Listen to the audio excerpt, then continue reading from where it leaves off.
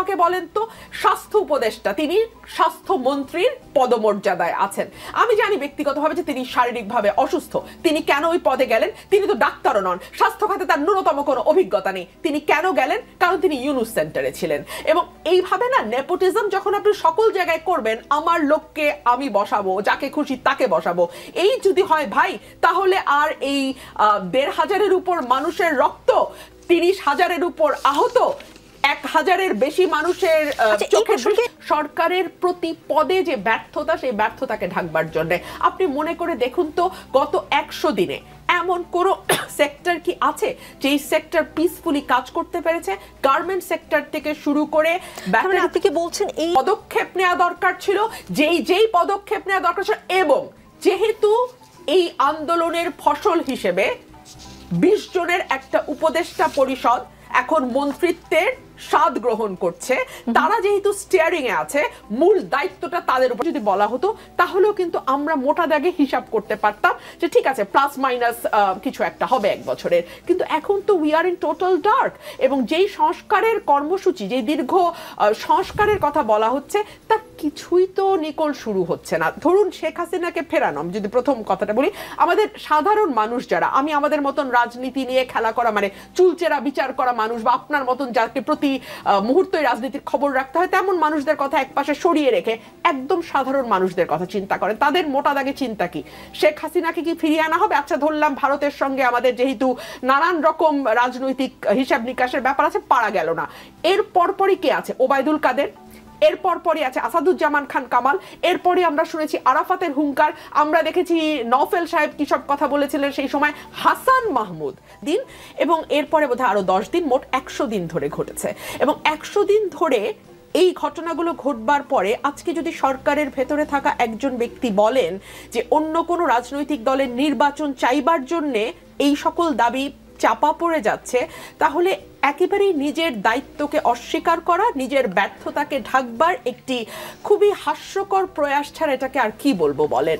আমি আজকে লক্ষ্য করলাম যে বিএনপি স্ট্যান্ডিং কমিটির মেম্বার সালাউদ্দিন ভাই এবং সেই সঙ্গে বিএনপি স্বাস্থ্য বিষয়ক সম্পাদক রফিক ভাই সহ রুহুল কবির রিজভিও গেছেন আহতদের দেখার সঙ্গে। এই 3 দিনের মধ্যেই তো এটা ঠিকঠাক হওয়ার কথা ছিল, কিন্তু সেটি তো হয়নি। এবং আমরা দেখছি দফায় দফায় আলোচনাগুলো সামনে আনা হচ্ছে। আমি যদি এভাবে বলি, আলোচনাগুলোকে সামনে আনা হচ্ছে। দেখলাম এই সিদ্ধান্ত নিতে দেরি হলো, সেই রকম অতি তৎপর গতিতে আহতদের বিষয়ে যদি আপনারা আরেকটু সরকারকে বলতেন, তাহলে সেটা খুব দ্রুত বা আরেকটু সরকারের কাজে গতি আসতো না?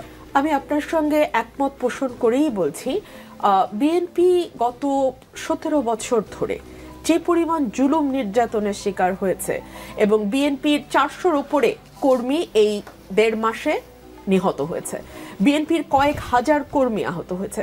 সুতরাং আমরা আমাদের দলীয় ব্যবস্থাপনায় আমরা আমাদের নেতা কর্মীদের যেমন টেক কেয়ার করতে হচ্ছে, একই সঙ্গে প্রতিদিন নতুন নতুন ইস্যুও সামনে আসছে নিকল। এবং রাষ্ট্রপতি কে থাকবেন কি থাকবেন না, এই ইস্যুটিও কি হঠাৎ করেই সামনে আনা হলো না?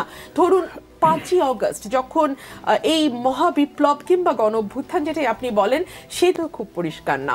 বলা হচ্ছে সংস্কার যদি দ্রুত হয় তাহলে নির্বাচন দ্রুত হবে, সংস্কার যদি ধীরে হয় তাহলে নির্বাচন ধীরে হবে। সংস্কার বলতে আসলে অন্তর্বর্তীকালীন সরকারটি কি মেন করছে? সে কারণে আমি বারবার একটা কথা বলেছি, স্বল্প, মধ্য এবং দীর্ঘমেয়াদে কি কি সংস্কার আপনারা করতে চান, এবং স্বল্প, মধ্য ও দীর্ঘমেয়াদ বলতে আপনারা আসলে কোন কোন সময় মিন করছেন, তার একটি পরিষ্কার রোডম্যাপ যদি আপনারা না দেন, তাহলে আসলে কিন্তু পুরো জাতি অন্ধকারে থাকবে।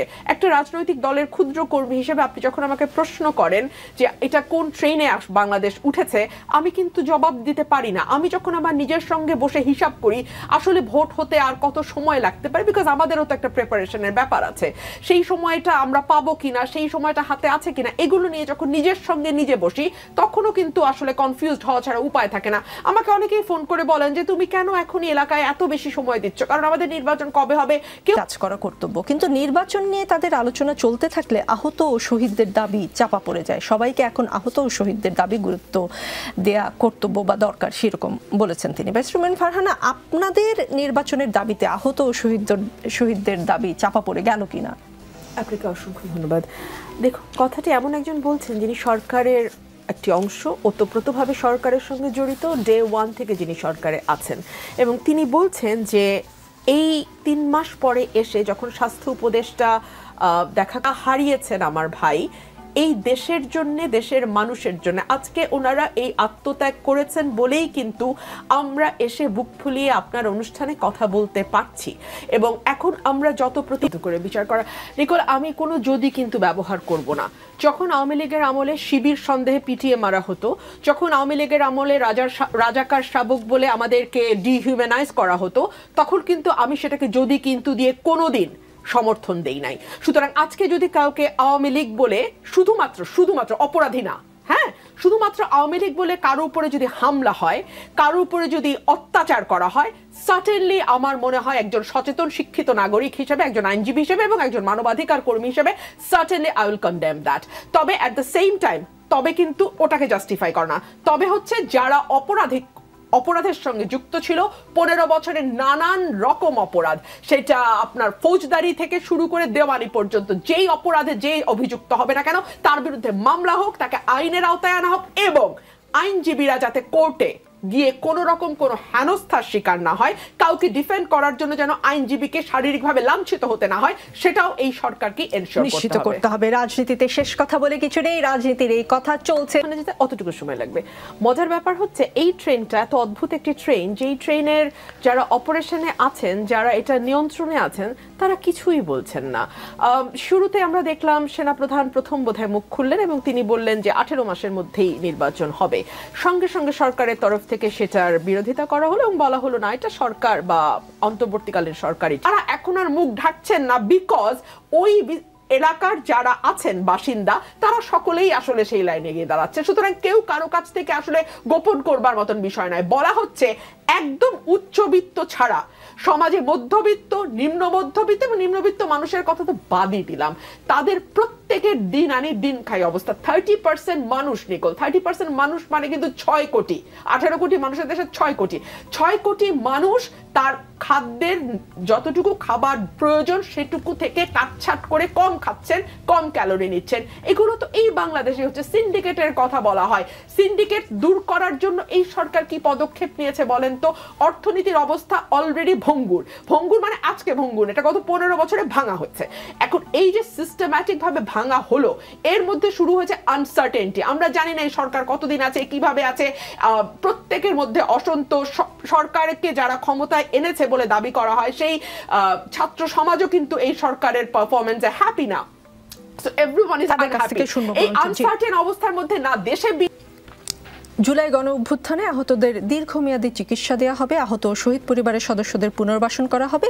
এর কর্মপরিকল্পনা 5 কর্মদিবসের মধ্যে দেওয়া হবে বলে আশ্বাস পাওয়া গেছে। আজকে প্রধান উপদেষ্টা বিশেষ সহকারী হিসেবে স্বাস্থ্য মন্ত্রণালয়ের দায়িত্বপ্রাপ্ত ডাক্তার সাইদুর রহমান বলেছেন। আবার তথ্য উপদেষ্টা জানিয়েছেন যে ডিসেম্বরের মধ্যে আহত ও শহীদ পরিবারের সব দাবি পূরণ করা হবে। আপনারা এই বৈঠকের সিদ্ধান্তে আশ্বস্ত? আসলে অনেকবার একেবারে আমি যদি একটু পিছনে যাই, আমরা চিফ অ্যাডভাইজার মহোদয় 20 সেপ্টেম্বর ওনার সাথে দেখা করি, বারংবার অনেক অ্যাডভাইজার মহোদয়দের সাথে কথা হয়, দেখা হয়। সর্বশেষ কালকে একটা অনাকাঙ্ক্ষিত ঘটনা, আসলে এটা কারো কাম্য ছিল না। আহতরা 14 ঘন্টা রাস্তায় ছিল, সেখানে আমিও ছিলাম।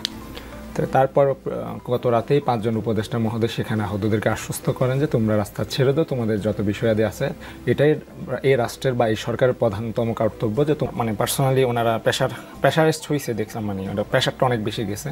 আশা করতেছি যে আমরা অতি দ্রুত ওনারা কাজটা করবেন।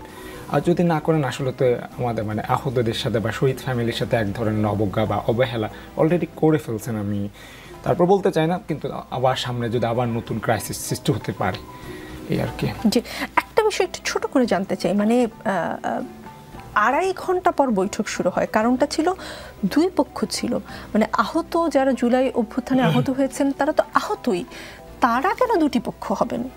আসলে সেটা আমার তো ওখানে পৌঁছাইতে একটু লেট হয়, ওখানে কেন 2 পক্ষ সেটা জানি না।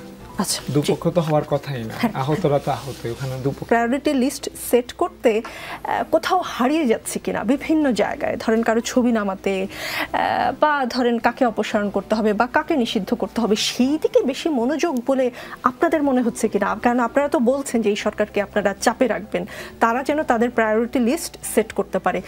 লিস্ট কোনটা সবার উপরে থাকতে হবে সেই বিষয়ে আপনারা কোনো পরামর্শ দিচ্ছেন না? দেখুন, আমরাও বলে আসছি যে প্রায়োরিটি লিস্ট অবশ্যই আমাদের আহতরা যারা আছেন তাদেরকে পুনর্বাসন করা, পাশাপাশি শহীদ ফ্যামিলিদেরকে পুনর্বাসনের বিষয়ে অবশ্যই সবার আগে প্রাধান্য দিতে হবে। পাশাপাশি এরপরেই যারা আমাদের ওপর হামলা চালিয়েছে এই ফ্যাসিস্টের যে বিচারের বিষয়টা সেটাকে প্রায়োরিটি দিতে হবে।